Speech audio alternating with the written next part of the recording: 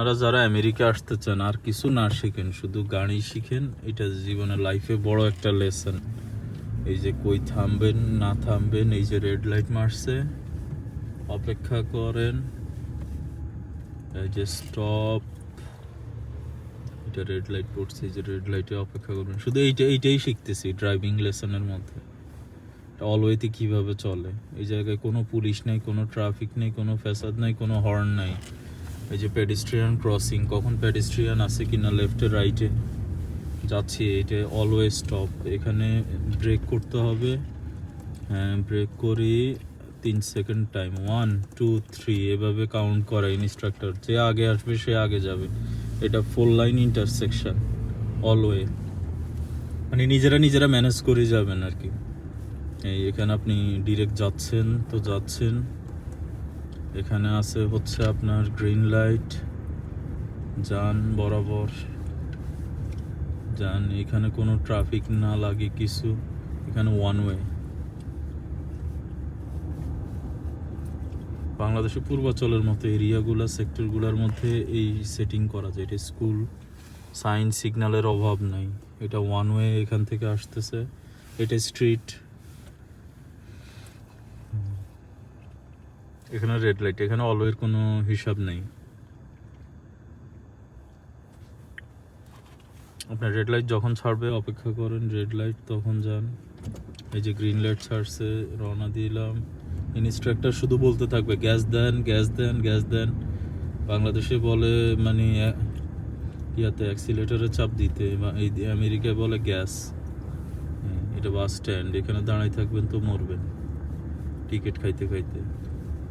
যাচ্ছি, ইয়েলো লাইনের উপরে উঠা যাবে না, যাচ্ছি তো যাচ্ছি, সে ওয়েট করবে যে মুখ ঢুকাই দিছে। এমন না যে এই দেশের ইয়ার আফ না। এই যে রাইট সাইড দিলাম, মুভ করলাম, যান বরাবর। এখানে রাফ অ্যান্ড টাফ ড্রাইভারও আছে, এই যে মন চাইছে ভিতরের দিকে ঢুকাই দিছে, তা যদিও সে ইন্ডিকেটর দিছে।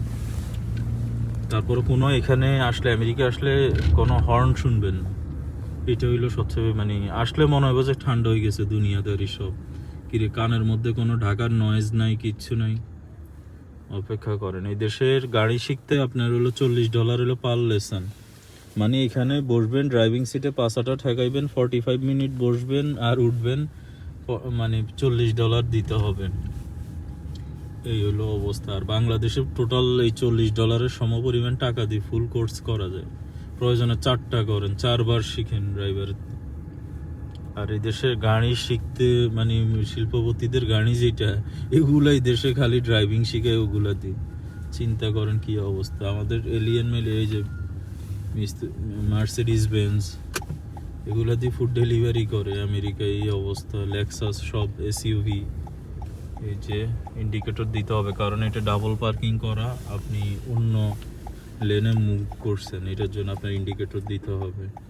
আমেরিকায় ইয়েলো নেম প্লেটগুলো হচ্ছে যে টিএলসি। এটা হচ্ছে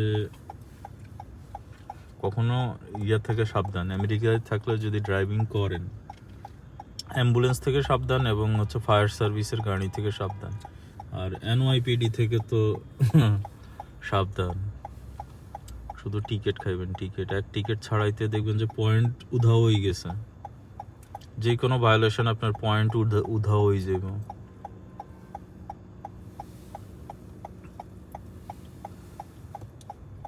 আমেরিকা আসতে সবাই মানে ড্রাইভিং লাইসেন্স, যে কোনো জব, গভর্নমেন্ট জব, যাই জব হোক, শুধু ড্রাইভিং লাইসেন্স চায়। তো আগামীতে যারা আসবেন অবশ্যই ড্রাইভিং শিখবেন, আসবেন।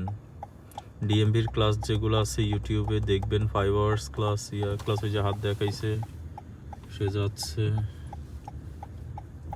গ্রিন লাইট, প্যাডেস্ট্রিয়ান দেখতে হবে, প্যাডেস্ট্রিয়ান ফার্স্ট প্রায়োরিটি।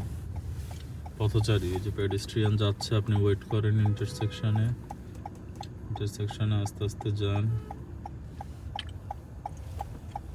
যান বরাবর।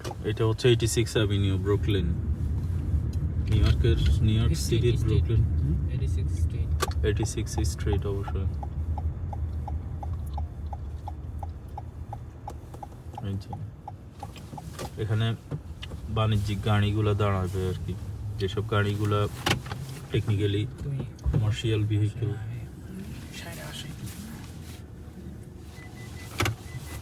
না পারলে খালি হাতে সিলাই দিবেন। হ্যাঁ, ডাবল পার্কিং করবেন। এই যে শুধু হাতের স্কিল, শুধু হাত ঘুরাইবেন। বাংলাদেশের সব ভাঙ্গারি গাড়ির মধ্যে আমাদেরকে ড্রাইভিং শেখায়। আমেরিকায় ড্রাইভিং শিখছি সব এসইউভির মধ্যে, র্যাপো।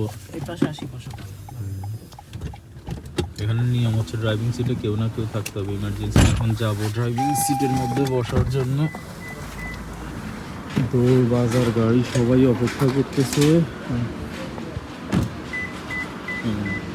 এসব গাড়িগুলো দিয়ে আমরা ড্রাইভিং শিখ। আর বাংলাদেশে হচ্ছে